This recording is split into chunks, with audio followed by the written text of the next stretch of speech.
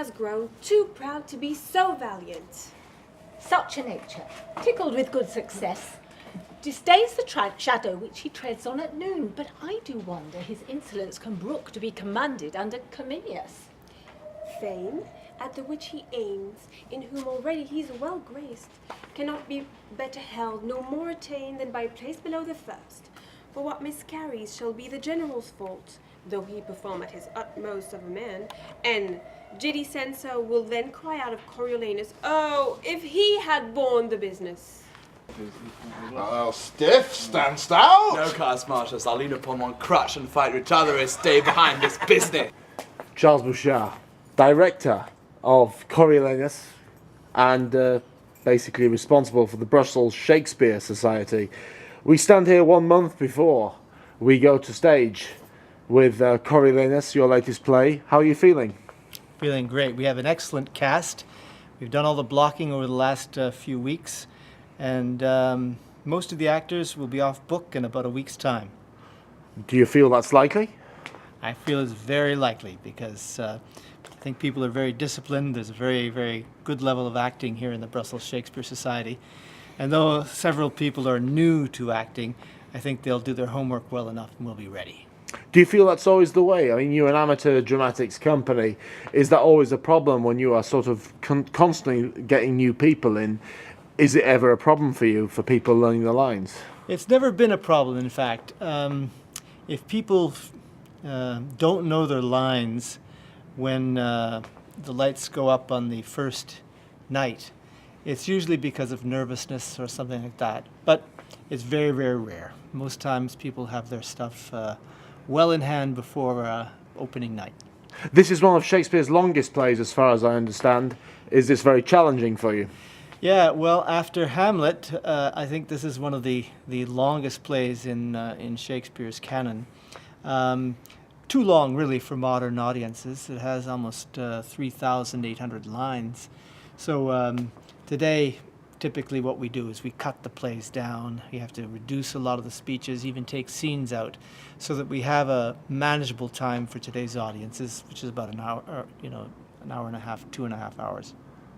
And do you think that that will be long enough or short enough for Brussels audiences? I mean, how popular is amateur dramatics in Brussels? Very, very, very popular. We get good crowds and good attendance at our plays for Shakespeare, but there are also lots of other theatre companies doing English language theatre in Brussels. Graham Vincent, a respected actor, I believe, in the Brussels Shakespeare Society. Here we are, 1 month before Coriolanus goes to the stage. You are Coriolanus. How are you feeling? A little nervous at the moment. There's a lot to do, but there always is at this stage in a production, and you always feel that you could do with more time, and it always comes together in the end. Do you have a great deal of experience in this kind of thing? I first trod the boards when I was 15 at school, so I'm older than 15 now. Coriolanus is one of Shakespeare's longest plays, as far as I understand. Do you feel that the cuts made, assuming you've cut it, have been correct? Well, we have cut it. We always cut Shakespeare. Every Shakespeare production cuts plays. It is an accident of history that Shakespeare's language was much more understandable to the people of his time, and therefore his plays were actually delivered much faster. So what is now a 4-hour play would probably have been delivered in about 3 hours, plus the whole theatrical experience at the time of Shakespeare was a day out at the theatre rather than an evening of 2 to 2.5 hours. So yeah, we cut the script, we take out subplots that are not seminal to the main story, we cut out lines which are repeated, and to try and make it into a performance that an audience can comfortably sit through without requiring medical attention afterwards. Every time that you come together with a new group of people for each play, are you confident that it will come good, that people will learn the lines? Are you confident about that? The Brussels Shakespeare Society has inherently, out of the 37 plays in Shakespeare's repertoire, very large casts. It's not unusual to have a number of roles that can go up to about 100 in any one play. And for that reason, our casts are very large. That means we never have a cast put together at auditions that comprises only experienced actors. So it's part and parcel of the Brussels Shakespeare Society experience that you will undertake workshops and get coaching and mentoring if you come as a newbie into the fold of the Shakespeare Society. And we expect that as more experienced actors and people who've done a few shows in the past to take on that kind of a role as well. We see it as an inclusive activity. So I think that's a very important aspect.